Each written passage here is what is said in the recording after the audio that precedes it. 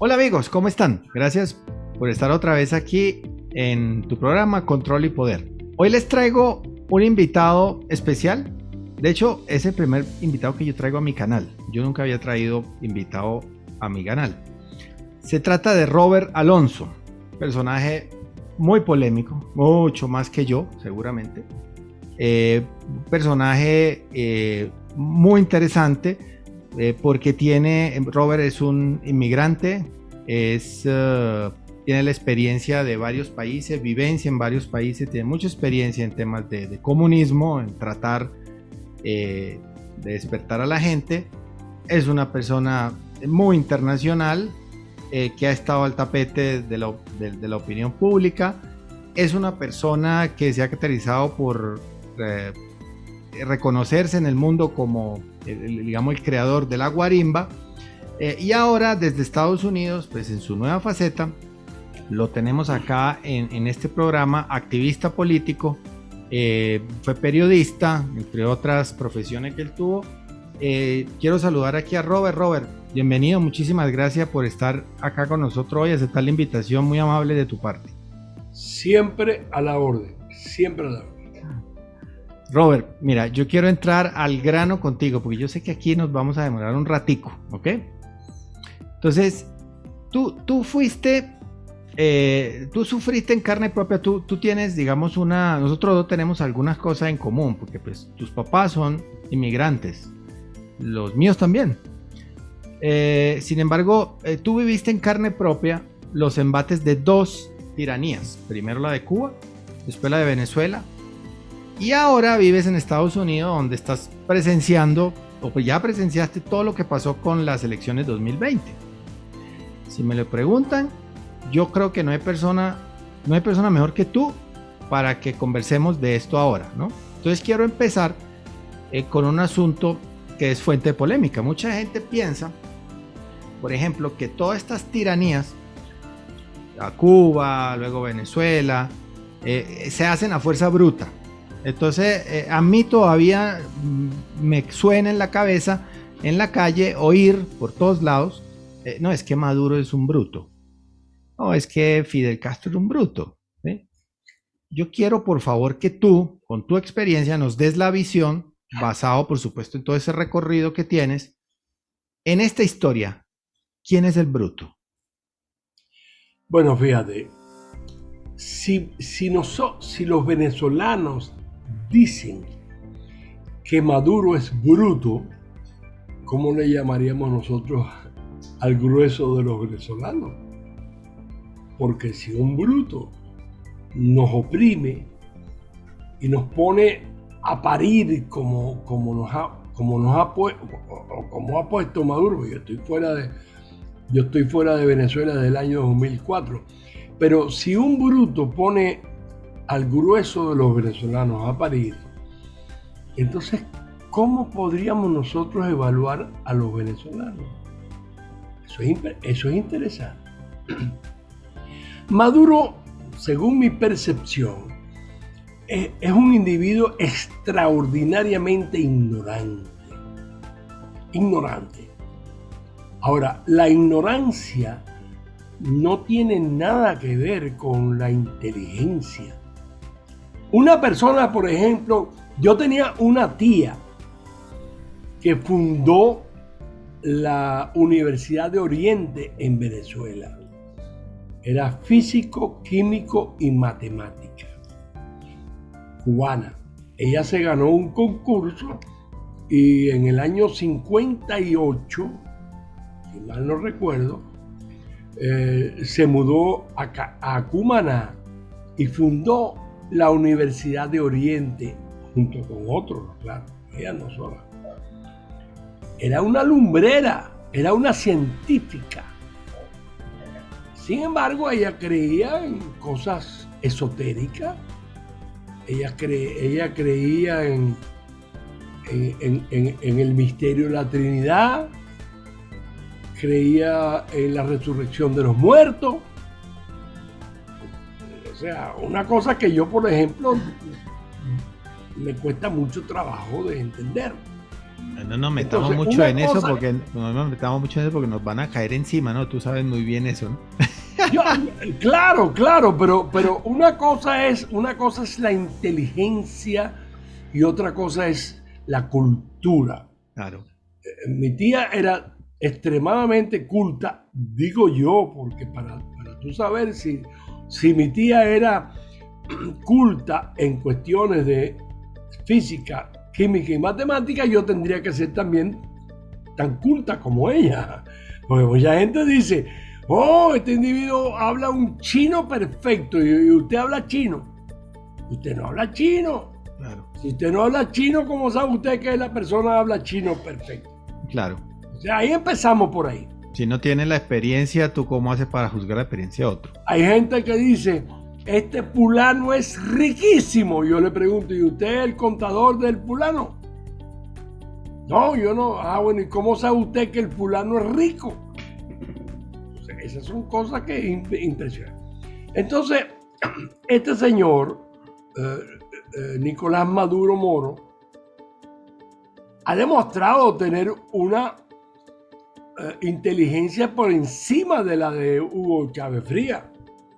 Porque Hugo Chávez Frías, cuando en el año 2006 Fidel Castro dejó de existir mentalmente, después de la operación, en el verano, creo, junio, julio del 2006, él le dijo a Raúl Castro que él no se iba a subordinar a Raúl Castro, que él era el líder que iba a heredar el legado del liderazgo internacional del tercer mundo de Fidel Castro. Porque Eso dijo. Fidel Castro ya estaba ido. Ya Fidel Castro no tenía nada en la mente. 2006. Y ahí Hugo Chávez Frías firmó su sentencia de muerte. Su sentencia de muerte, porque Hugo Chávez fue, la salud de Hugo Chávez fue modificada en La Habana, Cuba, y sus restos mortales están en la gavera número 486 del CIMEC. Ahí es donde están los restos mortales de Hugo Chávez. Sin embargo, O sea que el resto fue una pantomima. todo es una pantomima. Todo. Eso está más claro que el agua clara. Entonces, Nicolás Maduro muy hábilmente supo obtener la buena pro de Raúl Castro. Claro. Y entonces se montó en el coroto. Eso no es una persona bruta. Una persona bruta no hace eso. Astuta. Ahora, ignorante, supongo que lo es.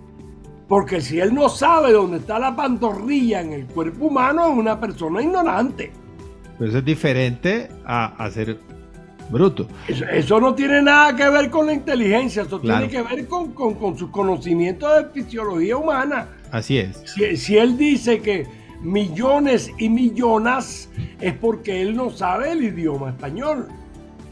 Eso no tiene nada que ver con la inteligencia de la persona. Y no será también que él, conociendo muy bien las agendas internacionales, porque hay que decirlo, él aparte de no es bruto, sino que además él está enroscado en esas agendas internacionales, entonces él sabe exactamente cuál es el discurso que tiene que impulsar, uno, para favorecer a esas agendas internacionales que hablan así además, y dos, ser objeto de visibilidad mediática, porque cada vez que él dice una cosa de esa, pues uno ve que todos los medios se centran en esas frases. Él sabe lo que tiene que hacer para mantenerse en el coroto. Exactamente. Hugo Chávez no lo supo. Es muy importante. Y Hugo Chávez tampoco era tenía muchos grados de ignorancia. Hay muchos videos. Hugo Chávez no sabía multiplicar, no sabía la regla de multiplicación. Hugo Chávez no sabía por ejemplo, la historia de la humanidad, él voló por encima ¿cómo se llama? Las pirámides de Egipto. Hugo Chávez era una persona bastante ignorante, claro, en cuanto a la historia de la humanidad, claro, en cuanto a la ciencia, matemáticas, en cuanto a muchas cosas. Seguro. Ahora, Hugo Chávez tenía una habilidad en cuanto a dirigirse a las masas y que las masas quisieran entenderlo. Esa es la habilidad de Hugo Chávez. Pero si vamos a comparar la inteligencia nata entre Hugo Chávez y Nicolás Maduro se lo lleva pero a la golilla. Exactamente. Ahora, si yo fuese venezolano, que yo me siento venezolano a pesar de que me quitaron la nacionalidad en el año 2004. ¿Te la quitaron? Si yo fuese venezolano, a mí me daría mucha pena decir que Nicolás Maduro es un bruto. Porque si no, ¿dónde queda uno? Si él es bruto y se ha quedado tanto tiempo. Entonces, ¿cómo quedamos nosotros los venezolanos? ¿Cómo hacemos? Exactamente. Eso es de calle. Como decimos en Venezuela, eso se cae de Maduro. Y siguiendo con esa línea de pensamiento, yo hace mucho tiempo estoy viendo un juego absurdo, un juego macabro, que algunos, por supuesto, ya se han dado cuenta, me imagino que tú también. Es el juego de policías buenos y policías malos en la política, ¿sí? Y en ese nivel aparentemente se hacen como bandos contrarios y tal, y yo eso lo estoy viendo no solamente en Venezuela, ¿verdad?, que lo hemos visto, sino que yo lo estoy viendo aquí en Colombia también, hace rato, de hecho. Ese juego de roles, yo quisiera que tú nos comentaras ese juego de roles desde la Cuba de los Castro, porque yo creo que esas mañas vienen de atrás. Y esas mañas creo, ojalá yo esté equivocado, pero creo que esas mañas se le están pegando a Estados Unidos. ¿Tú qué opinas de eso? Claro. Bueno, en el caso de Venezuela, porque Cuba, la revolución entre comillas cubana, fue una especie de globo de ensayo. ¿Okay? Ahí se cometieron errores, aprendieron sobre la marcha. Es la primera revolución, entre comillas. Cuando llegamos a Venezuela, llegamos a una Venezuela inducida por los Castro, supervisada y asesorada por los Castro. Entonces, muchos de los errores que se cometieron en la Cuba de castrista en los primeros años no se cometieron en la revolución bonita bolivariana de Venezuela.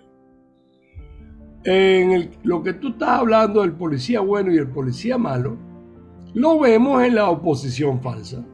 La oposición falsa es el policía bueno, y entonces el policía malo es el régimen. Y entonces ahí hay una simbiosis que viene desde 1917, cuando el polaco soviético Félix Dzerzhinsky le sugirió a Lenin que había que organizar la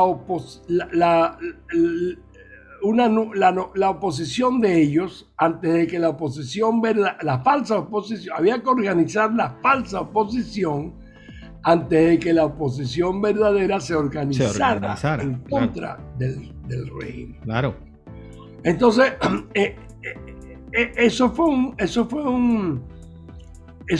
una lección que Fidel Castro no entendió en un principio.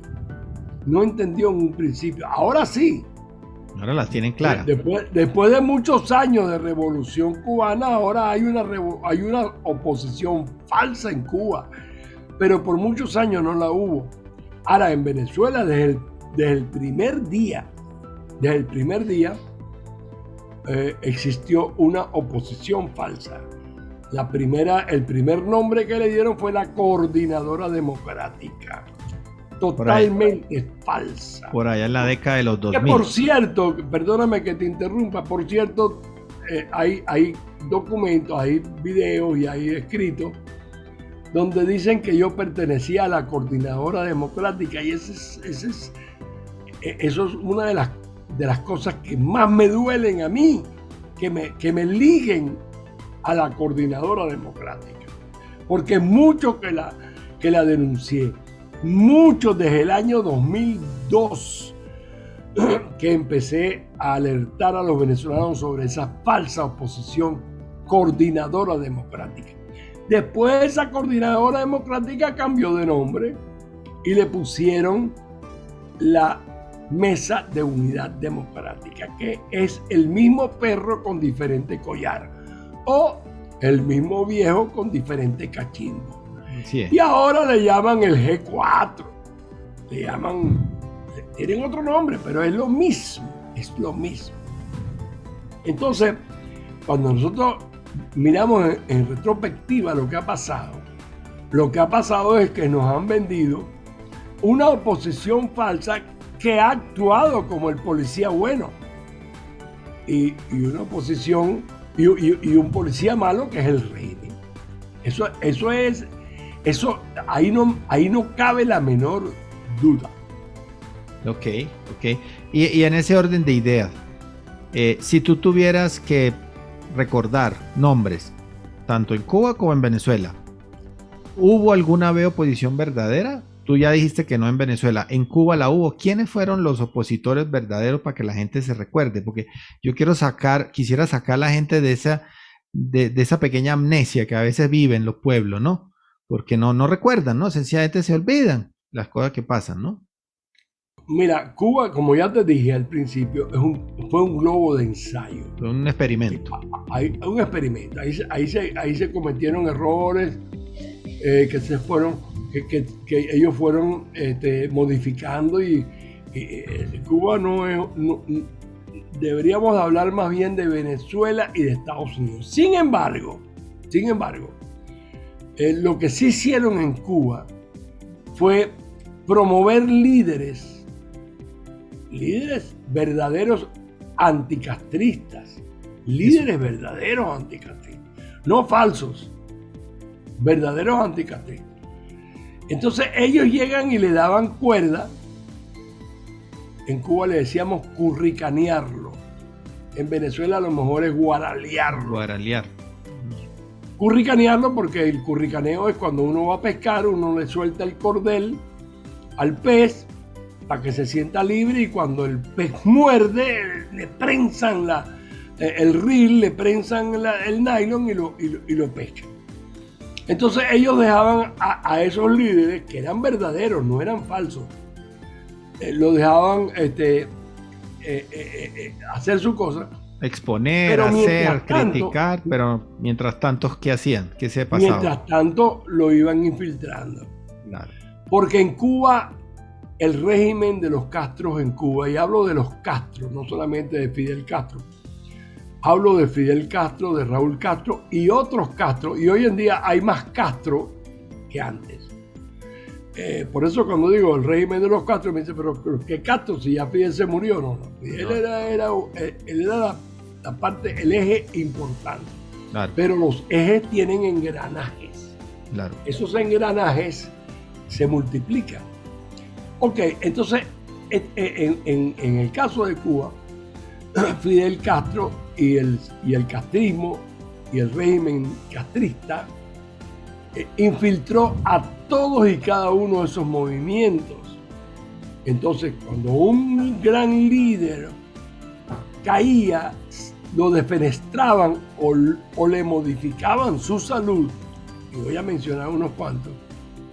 Entonces, el pueblo cubano entraba en una sensación de indefensión total, y bueno, ya nos mataron al líder, se murió el líder. Y eso producía un periodo en donde el pueblo tenía que ver cómo cómo reaccionaba. El primer líder que Fidel, bueno, el primer líder, porque no era un líder, ¿no? Pero le hacía sombra a Fidel Castro, era Camilo Cienfuegos. Camilo Cienfuegos no era comunista, era muy fidelista. Estuvo en la Sierra Maestra con Fidel Castro, pero cuando Fidel Castro logra llegar al poder, le hacía sombra y entonces lo desaparece del mapa. Claro. Ese fue el primero. Pero después llega Manuel Artime. Manuel Artime fue el líder político de la invasión de Bahía de Cochino. Famosa. Si nosotros vamos a hablar de la invasión de Bahía de Cochino, tenemos que hacer un programa aparte. Claro. Un programa aparte. Después viene Mascanosa. Mascanosa fue un gran líder en la época de Reagan. Bueno, Manuel Artime muere envenenado de un cáncer muy extraño. Un cáncer parecido al de Chávez. Claro. Un cáncer parecido al de Agustinho Neto. Un cáncer parecido al de George Burnham. Neto de Angola. Neto de allá de Angola, sí. De Angola. Un cáncer parecido al primer ministro de Jamaica. Bueno, porque ellos saben cómo eliminar a esas personas. Entonces Manuel Artime muere de un cáncer muy extraño y Mascanosa muere de un cáncer muy extraño. Y entonces, cuando uno llega, por eso es que yo siempre he dicho, o sea, lo he dicho repetidamente, que nosotros no podemos basarnos en un liderazgo unitario. Tenemos que basarnos en el liderazgo colectivo, aunque esa palabra no me gusta mucho. Así como dicen en tecnología, arquitectura distribuida. Distribuida. Un liderazgo donde cada uno de nosotros somos líderes en nuestra propia pequeña comunidad, en nuestro edificio, en nuestra urbanización. Porque un solo líder o lo compran, o lo apresan, o lo mandan al exilio, o lo eliminan. Desaparece, claro.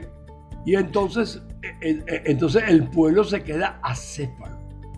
Eso es importantísimo que se sepa. Además que es importantísimo lo que tú dijiste ahorita del tema de que podría ser que lo envenenaron al otro personaje atrás, porque yo le quiero recordar a las personas y por supuesto a ti también que los amigos Fidel y Raúl Castro vienen de una educación altamente jesuita y yo, haciendo alguna analogía, yo les quiero recordar a las personas que no fue el primer papa que muere envenenado por un jesuita, ¿no? Bueno, si vamos a hablar de los jesuitas, tenemos que hacer otro programa. Otro programa.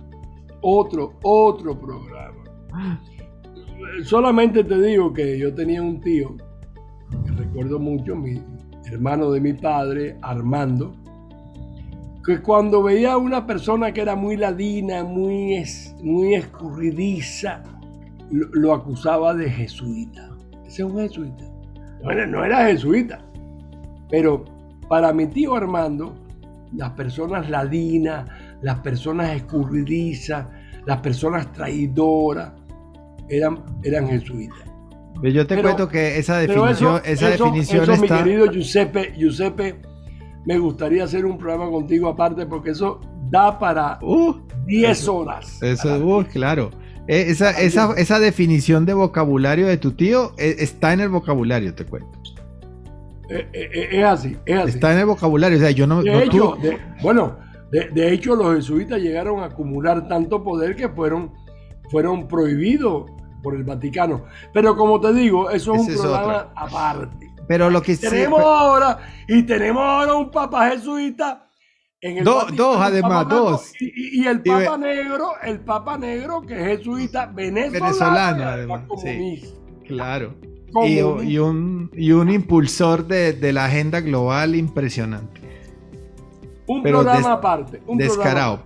Programa. Pero lo que quiero preguntarte sobre esto, y con eso hice el preámbulo para hablar de lo que te voy a comentar, es que, y siguiendo con ese juego de roles, obviamente no podríamos dejar, por lo menos en este programa, aunque sea para mencionar el tema del clero, porque la gente siempre le da todas las culpas del Vaticano a Bergoglio, desde 2013 cuando él asumió. Siempre, y uno lo oye, generalmente las personas, no, es que ahorita yo no estoy cerca de la iglesia porque es que como Bergoglio es comunista, entonces la gente le achaca todas esas culpas a Bergoglio, lo cual pues no sería descabellado, pero yo quisiera que tú nos comentaras, base también a tu experiencia en Cuba, ¿qué pasaba con el Vaticano en la época de Juan Pablo II?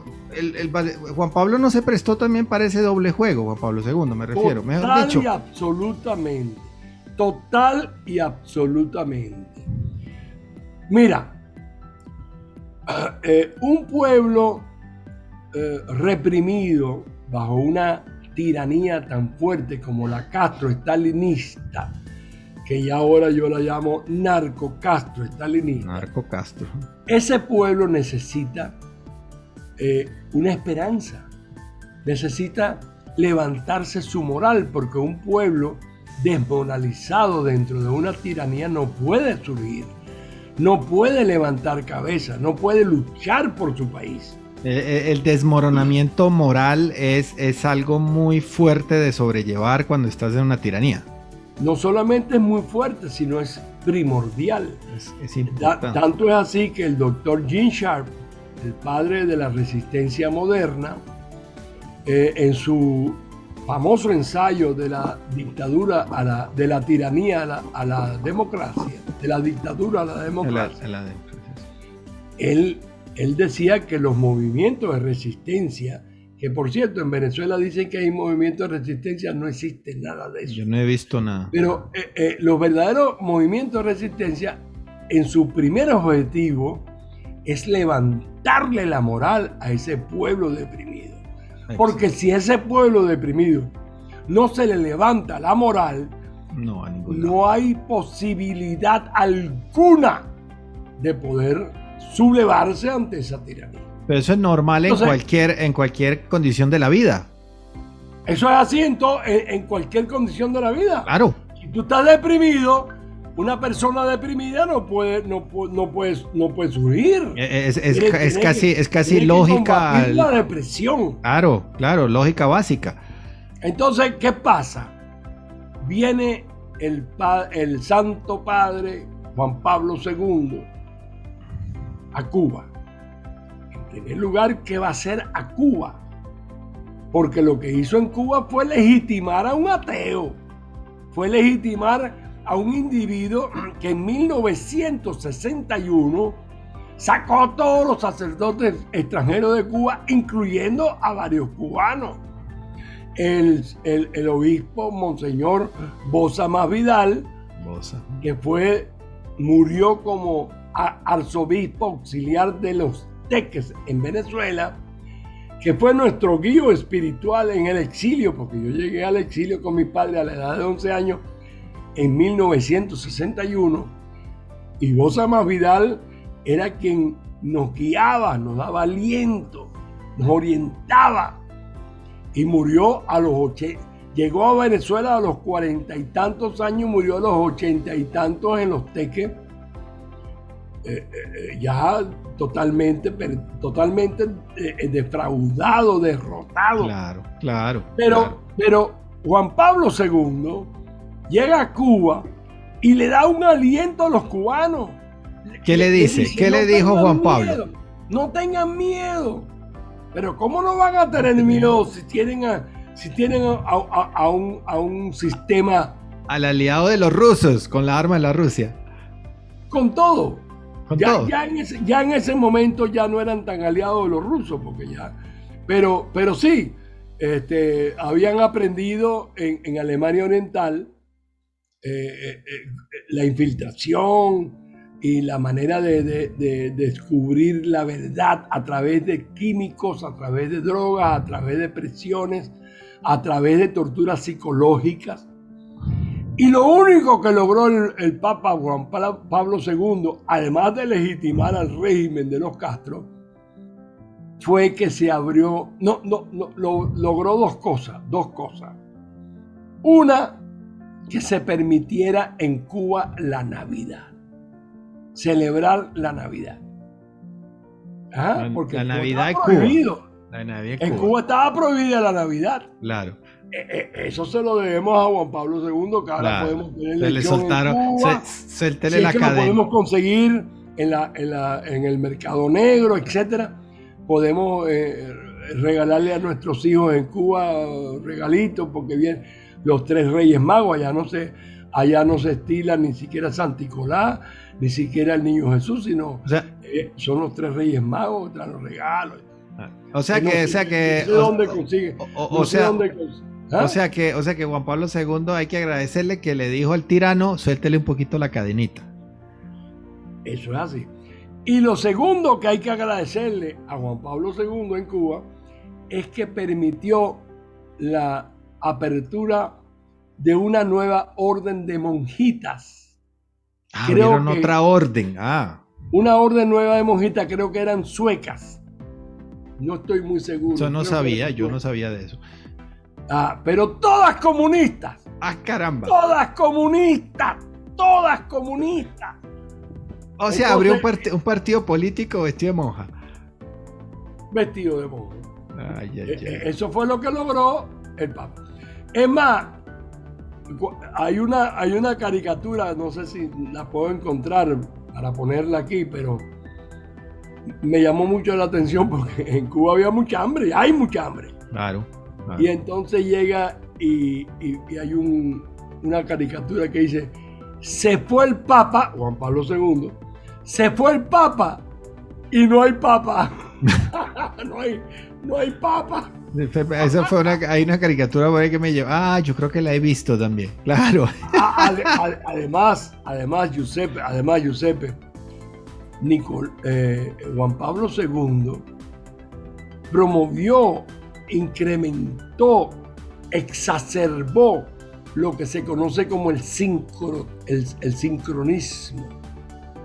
El sincronismo es una religión, vamos a decir una mutación de la religión de los orichas. Cuando llegaron los africanos a Cuba como esclavos, después que mataron a casi todos los indios, y se determinó que había que traer esclavos de África. Bartolomé de las Casas, que fue un fraile que ayudó mucho a los vamos a decir, a los indios, porque no eran indios, a los indios cubanos. Y ahí hay una anécdota que te quiero comentar sobre los indios cubanos. Cuando vio que ya habían eliminado a todos los indios, y los indios no servían para trabajar porque no sé si eran muy vagos o no tenían mucha fortaleza física, etcétera. Entonces él sugirió, bueno, tráiganse negros de allá del África. Y ahí fue cuando empezó el trato de negros. La inmigración. Claro.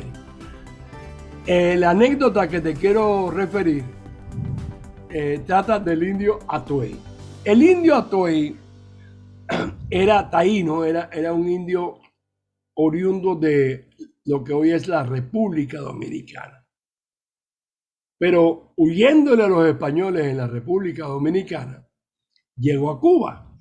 Y en Cuba fomentó la sublevación en contra de los colonizadores españoles. Y fue detenido.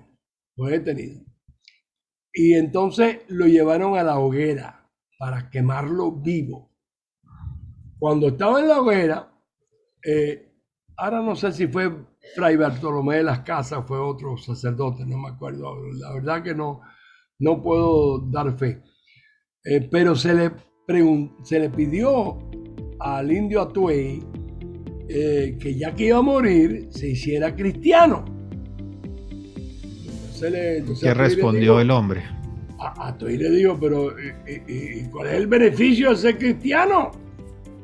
Y entonces el sacerdote le dijo, porque como estás a punto de morir, una vez que mueras vas a poder llegar al cielo. El cielo. Y entonces Atuey le preguntó al sacerdote, no sé si fue Fray Bartolomé de las Casas, en realidad no sé, le preguntó, ¿y en el cielo, si me hago cristiano, en el cielo hay españoles? el sacerdote era español. Le dijo, sí, hay españoles. Entonces no. Quémame. Y así fue la historia. Entonces, esa es la historia verdadera de nuestro país. De nuestros países, que muchas personas que lastimosamente pues me ha tocado enfrentar, todavía defienden ese legado Borbón, ¿no? Porque ese es precisamente el legado Borbón mezclado con el Vaticano, porque Bartolomé de la Casa era un fraile. Lo que pasa, Giuseppe, es que tú y yo manejamos muchos temas y necesitaríamos una serie como la de Netflix para poder llegar explicarle a la gente, abran los ojos. Yo hablo contigo casi todos los días y bueno, tú me sorprendes mucho en las cosas que has hecho y que has dicho y que has investigado. Pero esos son temas que hay que tratar en otros programas, porque en uno solo no. Aquí no vamos a tocar. Yo solo dejo ahí la idea. Tenemos un libreto.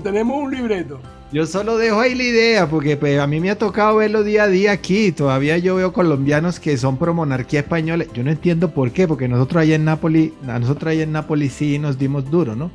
Más o menos, ¿no? Pero por lo menos en Nápoles nosotros ni le aceptamos el idioma, empezando por ahí, ¿no? Pero yo veo que hay demasiadas personas que todavía, lo que tú acabas de mencionar, como que no lo ven, sencillamente. No, es que eran buenos, ellos vinieron acá porque los indios de acá eran bárbaros. O no lo quieren ver. O no lo quieren ver. O no lo quieren